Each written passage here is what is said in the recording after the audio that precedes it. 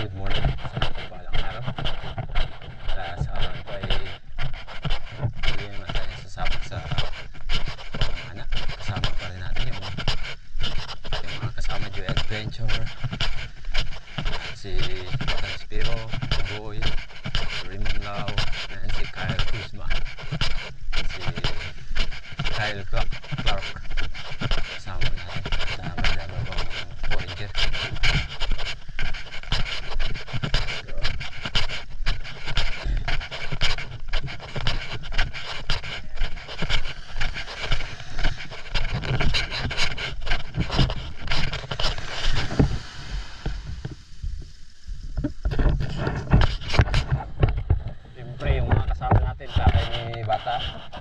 And si Kyle Kuzma, Panay Spiro, ayan, and bro Raymond Lau, at yung pundero natin Joy Adventure, yung dalawang half American.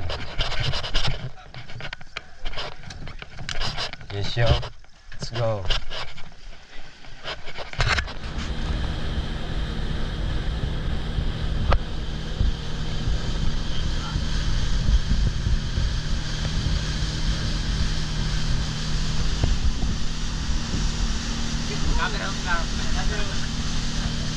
And guys, it's a game that just experiencing spear fishing and learn how to free dive, but you're always going to be seeing yourself in a social media, especially on YouTube. You're a YouTuber. Most of us. Alright, so be ready to be exposed, okay? Me too, I am YouTuber. Oh! I have 2 people. I got it, my mom. Good support, good support. That's a good one. Not even your friends.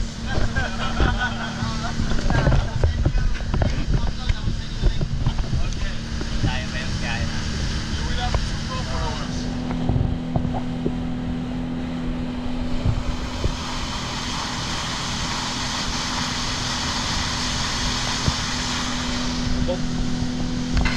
Ayan, nakapag-prepare na kami. Ayan, si Kyle Kuzma ng MBA Legendary, and bro Raymond Lau, Joy Adventure, at yung kasama namin mga puti. At syempre si Bugoy nandito sa may baba, at nandito sa may taas. Sana makakarami tayo ng huli, makaulam ng masarap. Let's go, let's go.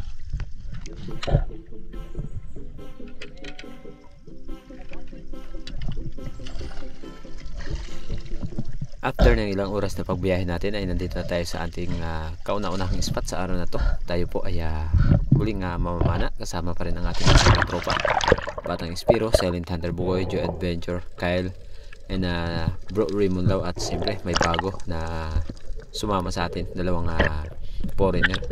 At unang pag-dive natin sa araw na to mga ka-channel, kung saan tayo nag-drop. At syempre iba ang nalaman natin dito sa spot na to, dahil sabi nga nila karamihan na makakahuli ka ng isda dito is hindi kagaya sa isla na dive bomb, kundi dito ay ambush. At ayan, ang daming dalagang bukid, malalaki na, pero hindi yan yung pakay natin, kaya pass tayo dyan.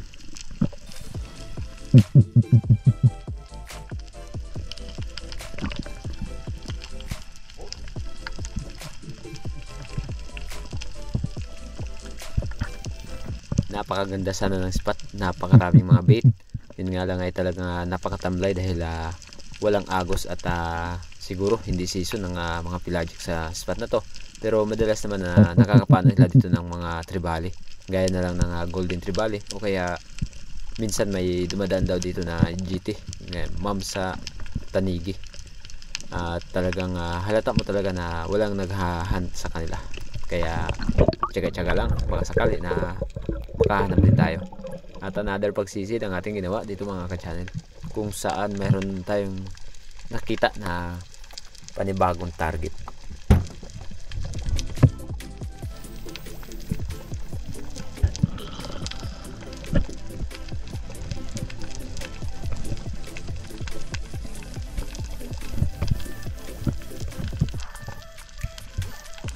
At ito ang kagandahan dito sa spot na to dahil mayroon silang ordinansa na bawal talagang pumana ng mulmul or parrot fish. Kaya ayan, kita nyo naman na yung mga parrot fish dito sa spot nila or sa kanilang lugar ay talagang naglalakihan. Almost nasa 3 o 4 kilos na yung bawat isa niyan. Sana ay dumami at lumaki pa sila dahil napakagandang tignan ng mga parrot fish.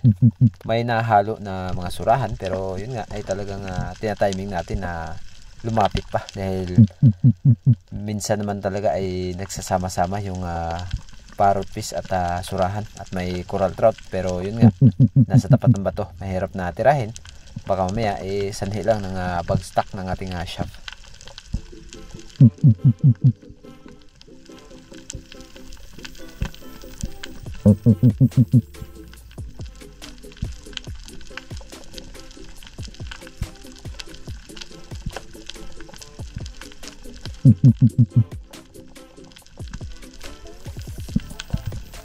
Bago po lahat mga ka-channel ay taos puso po akong nagpapasalamat sa inyo sa lahat po ng mga silent viewers natin at sa mga solid supporters natin dyan, na sana po ay mapagpamanhinan nyo po kung bakit minsan ay hindi tayo nakakapag-upload at pakicheck na lang po kung kayo po ba ay kasali sa shoutout na ating video na ito sa ng ating video.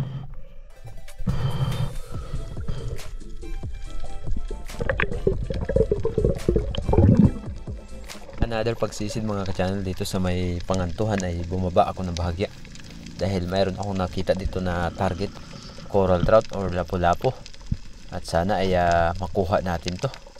Abang-abang time baga, baka sakali na may mga mas malalaki pa na lumapit.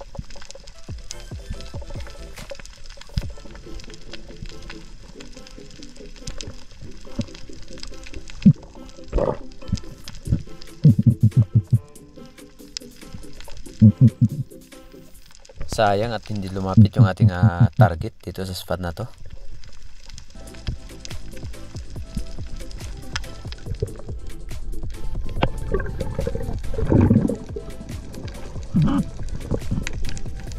Another ambush mga ka-channel, at ito nga yung pinakamahirap na ginagawa ng mga espiro, yung nag-aambush ka dahil hindi mo alam kung may darating ba or wala, sapagkat kinakailangan din talaga natin na gawin yung mga ganitong bagay dahil nang masana yung ating katawan, dahil karamihan ng ating ginagawang dive ay dive bomb lang. Minsan lang ako gumagawa ng ambush.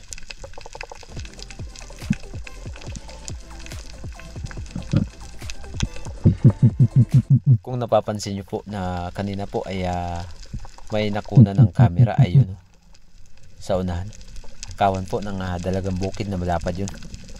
At hindi kasi isang klase lang ang dalagang bukid, kundi napakarami. May dalagang bukid na bilog at may dalagang bukid na malapad. Ang tawag ng dalagang bukid na yun ay bilason.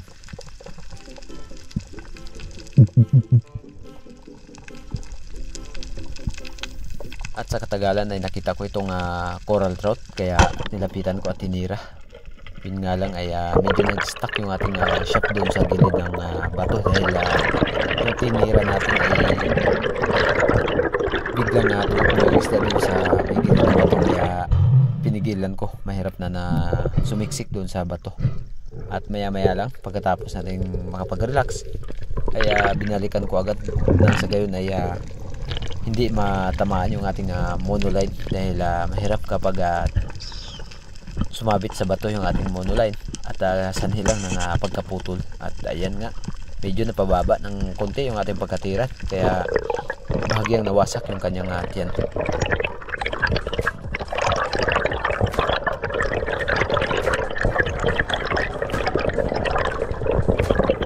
Siyempre mga ka-channel, shoutout muna tayo kay Kuya Larry Santi, kay Sir Terso Manulat Laurio ng Team Noranda ng Canada, kay Miss May Austikyo, and sa lahat po, and kay Miss Gino Piuta, kay Strawberry Sweet, sa lahat po ng sumusuporta ng Joy Adventure Native Channel, Buhay Vlog TV, and Friends Bylander, and Ariel Fisherman. At another pagsisid mga ka-channel, ayan, ang dami sanang coral trout, pero yun nga, nung malapit na tayo at nira natin, tinamaan naman. maayos. At ito yung naging pangalawang isda natin sa araw na to.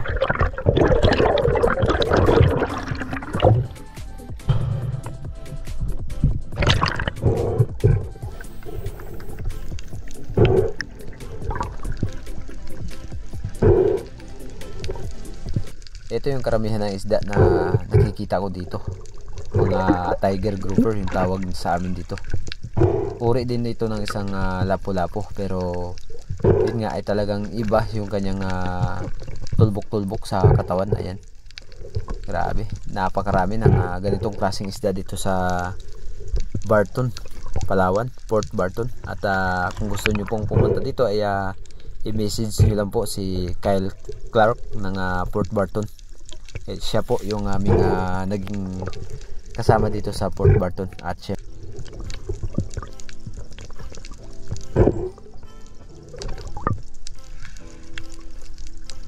medyo may kalakihan yung gastos namin sa dayo na ito mga ka-channel, kaya nagsisikap kami na makabawi, pero yun nga ay talagang lugi pa rin.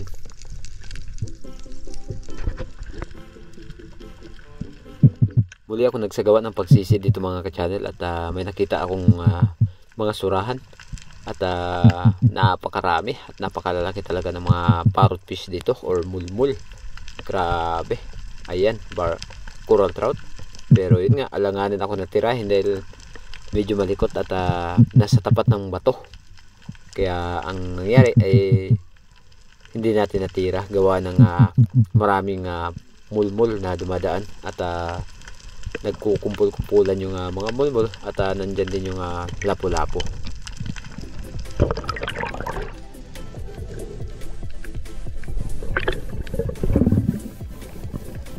At nang dahil wala tayong natira kanina, kaya binalikan ko ang spot kung saan tayo nakakita ng lapu-lapu at mga mulmul. Baka sakali na lumapit na. At ganun pa rin yung mga nangyari mga ka-channel, dahil nung nakita natin yung lapu-lapu, talagang sumasama siya sa grupo ng mga mulmul. At may mga surahan din tayo napapansin dito. Yun nga lang, talagang napakalayo ng distansya, dahil ayaw ibigay ang tamang pagkakataon na tirahin natin. At gawa ng medyo hindi naman gaano talagang maagos, at ganda sana kung medyo may agos ng kunti, nang sa gayon ay aktibo yung mga pelagic at hindi masyadong malilikot yung ibang isda. At ayan nga, nasa tapat ng bato, sayang, at hindi pa rin natin natira, at hanggang sa tayo ay lumipat ng panibagong spot.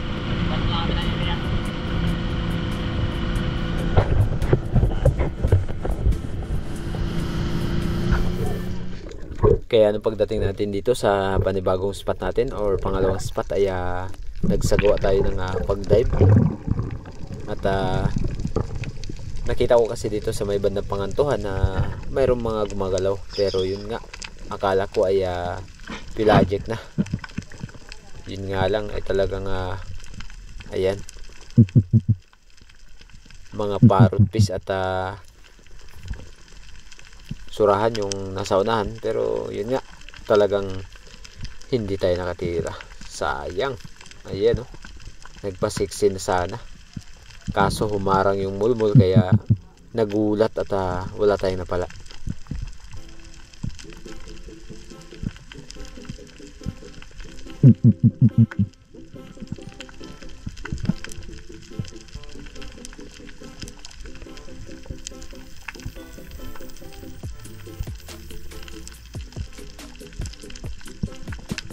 Masyadong nagpapansin talaga yung coral trout.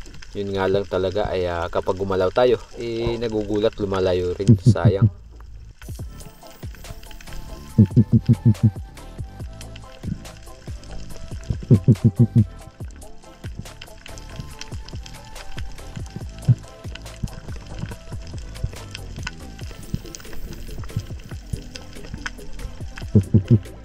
Isa sa pinakamagandang tignan yung mayroong makikita na mga ganitong uri, mga mulmul. At talagang ordinansa dito sa Barton na talagang bawal sila kunin. Ayun, natira sana natin, kaso nga lang medyo may kalayuan, kaya hindi tayo.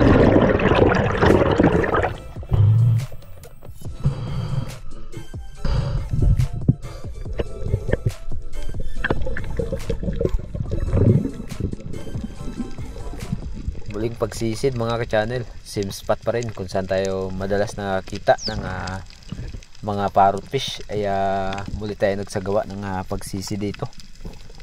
Siyempre dahan-dahan nating ginapang yung pangantuhan dahil ayun, mayroon sana tayo nakitang kumikinang medyo malaki na sana, pero yun nga lang, talagang ayaw ibigay ang tamang pagkakataon. At yung mga surgeon fish na yan ay malalaki na rin, pero gawa ng hindi sila yung pakay natin, kaya di mo na natin binawasan yan.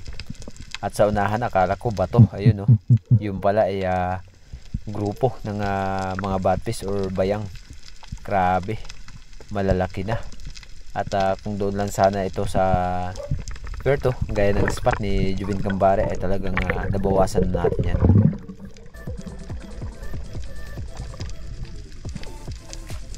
Another pagsisid mga ka-channel, muli tayo nakakita ng coral trout or lapu-lapu, kaya muli tayo nagsagawa ng pagsisid at nakatira, kaya hindi naman tayo nabigo at tinamaan naman.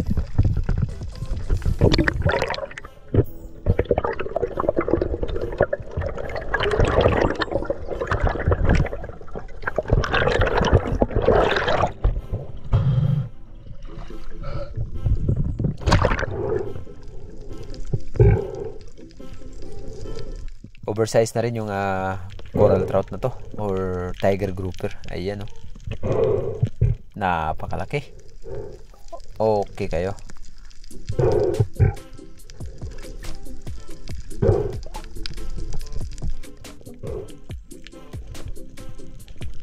At ako po ay humihingi ng paumanin sa lahat po ng hindi po natin na shoutout. Bawi lang po tayo kapag nasa isla na po tayo.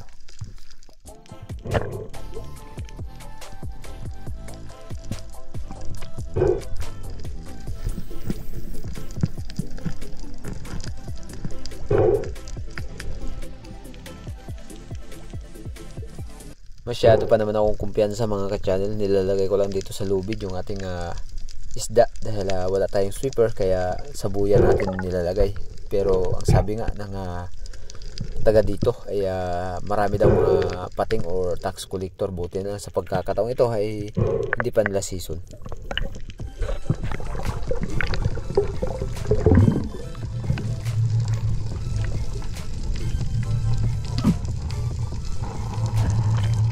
Pagdating ko dito sa unahan mga ka-channel, napansin ko na balisa yung mga maliliit na isda, kaya nagsagawa tayo ng pagsisid, pero yun nga ay talagang wala pa rin napakita. At higit sa lahat ay medyo malabo na yung dagat at walang mga pelagic.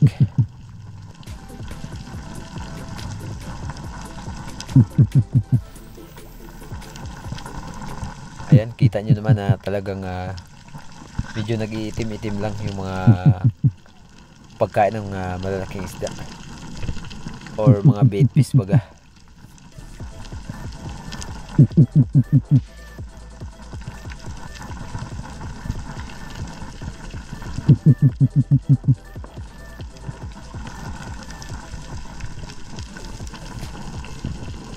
At nakalipas ang ilang oras, nagpahinga tayo at nung nasa bangka na tayo or nasa boat na tayo ay ayan yung huli ni Batang Spiro. Basta ba na yan dito? Dada agad. Laki.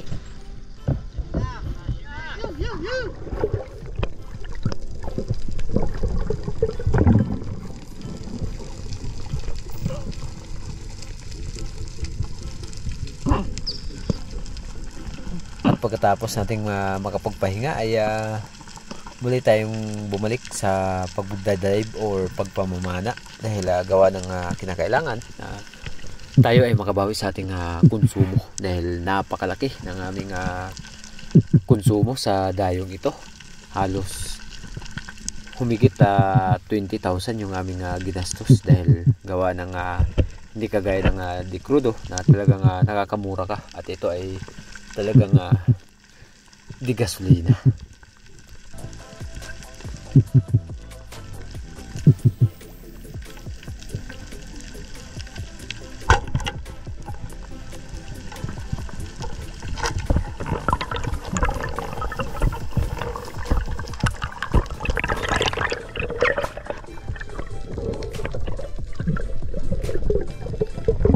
medyo may kalima ng spot na to mga ka-channel, kaya sinubukan natin dito na mag-dive. Nasa mga 14 or 15 meters na yung lalim nito.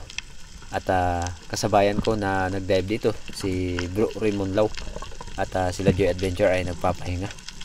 Kasama niya sila Kyle at Batang Espiro. Napakaganda sana ng spot na to.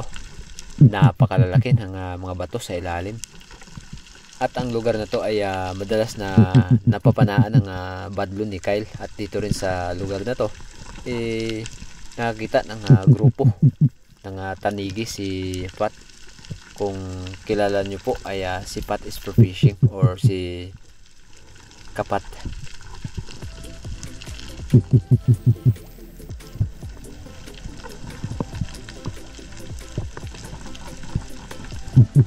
At syempre po, shoutout po sa lahat po ng tumanggap sa atin doon sa Balabac at lalong lalo na po sa Gasita family and Agdon family ng Dumaran, Palawan.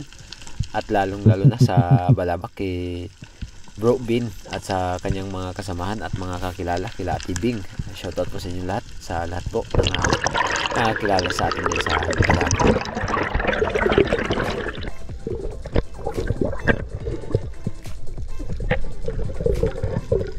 Same spot pa rin mga ka-channel. Subok lang tayo ng subok, huwag tayo susuko dahil gawa ng marami naman tayong kinakailangan gawin sa buhay. At syempre nagbabaka sakali na tayo ay makahuli ng malalaki or mga pelagic sa spot na to.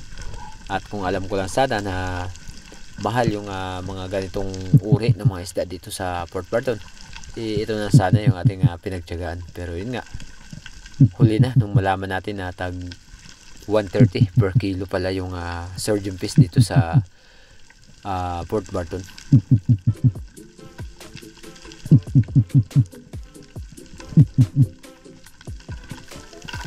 Goods na rin sana yung size ng mga labahita, nasa mga kalahating kilo or 400 grams yung kanilang bigat. Pero wala, talagang naghahanap tayo ng iba kaya hindi tayo nakatira sa mga isda na yan.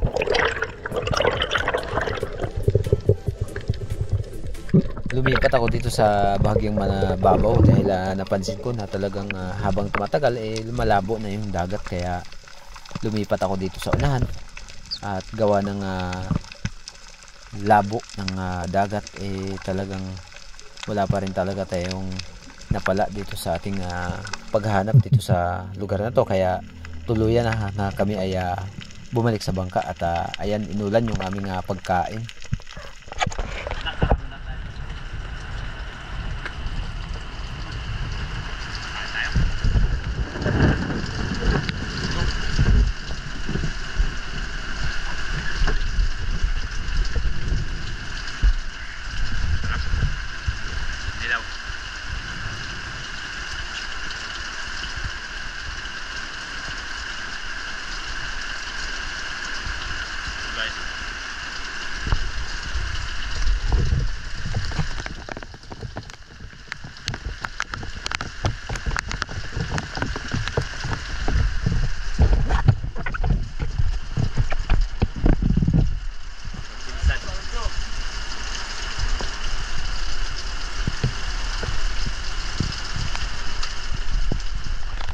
Patami doon sa kabila.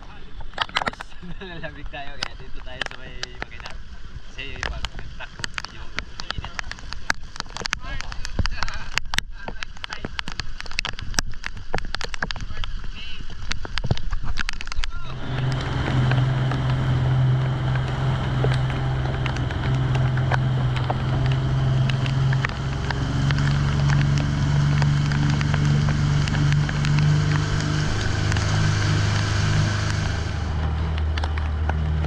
Pagkatapos namin kumain at nakaramdam na rin kami ng pagod at hapon na rin, kaya nag-decide na rin kami na magpatabi na lang upang makapagluto ng aming panghapunan sa pagkakataon ito.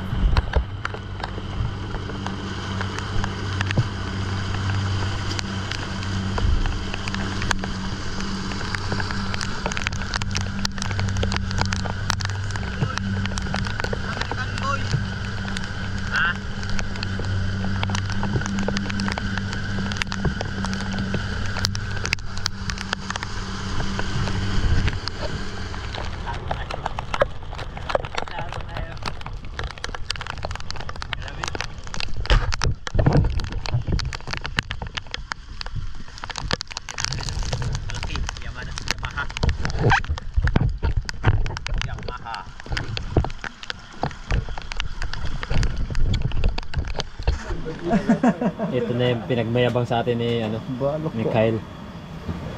Anong luto yan? Anong Luto. anong recipe yan? Anong recipe? Ha? Secret. Secret ka pa, may panghalo ka rin naman. Pwede naman. Salad yan, bro. Ay, kaom ha.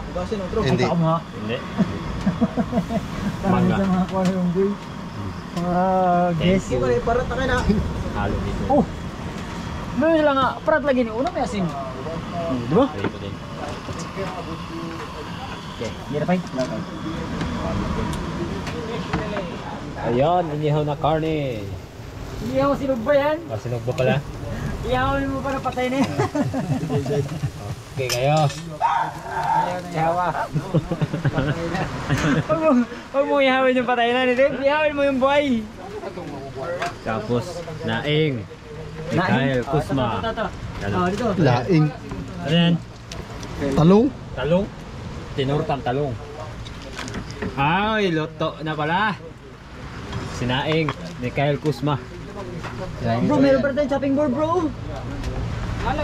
Chopping board pala meron sa taas. Yan bro. Oh. Taas.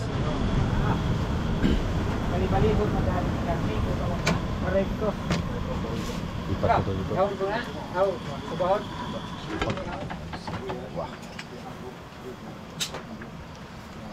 Diba? Ayagin din.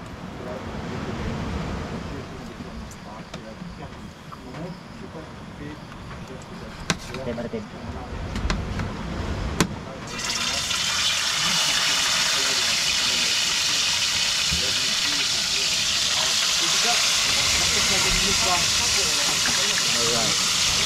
Sampan, sampan.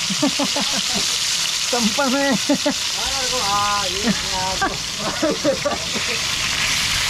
Sampan kaya sampan mo sagpaan. Yaw sila mo nimo.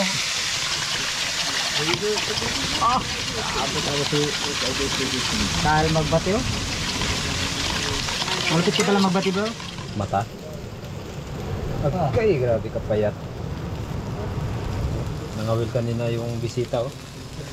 What good? Nangaw. The enemy has no signal. Ito, paro-paro. Grabe ka. Paro. lang, pala challenge. May 1 kilo yung paro-paro huli ng bisita natin na kano. Yung pakol na Yung mga yung 1 kilo mulmul pala. nila. Bro.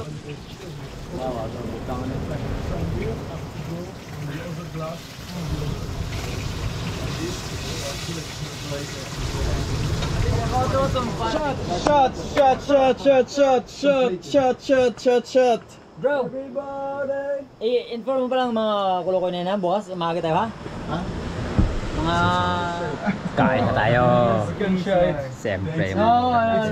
It's big enough for all of us. And then try this. Thank you. And then try this. Oh. There you go. Nope. Ayos. Lampi lang kayo. Okay. Dito sa kuan. Abot na. Dito. Kumbal Asa mga kutsara? Party mix bro. Ha? Party mix. Saan? Grab it by hands. Bro. How was it? How was it? Really good man. Thank you, Joy. Yeah. I cook the best fish ever. Yeah. I didn't cook. I catch. Let's go. It's delicious when it's your own fish. Kasi man eh. And it's really fresh because you just caught it and then you just cook it and then eat it. It was alive 2 hours ago. Kaya na ko. Yeah. Ano pa may plato siguro dito bro? May kayo. Brante. Kaon. Yep. I want to try this.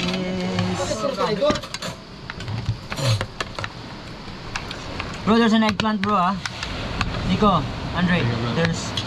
Thank you. For some reason, there's no more spoons. It's just all four. What happened to the spoon?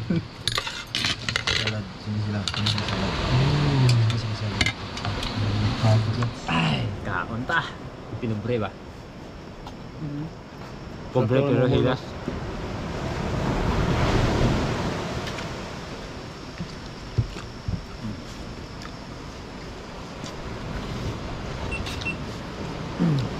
Pobre pero hilas.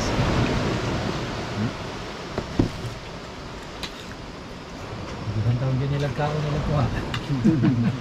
Happy eating, happy eating. Tumal mo lamit daw katong uban niya nang ikuha kay. Kung ihanta nilang himay ang buko ko. Yeah. good. That's your face, bro. Thank you, Filipino. Your fish is the most tastiest. It's very good. Yeah. That's actually, yeah, it's good fish. Remember the one that we got, the big one? The big one? Yeah. The same. The same? So, it's beautiful and very tasty. In some countries, it's illegal to take that fish. In the States, you cannot take that fish. Why? It's endangered. But here in the Philippines, there's so many of that, it's okay. There's no law.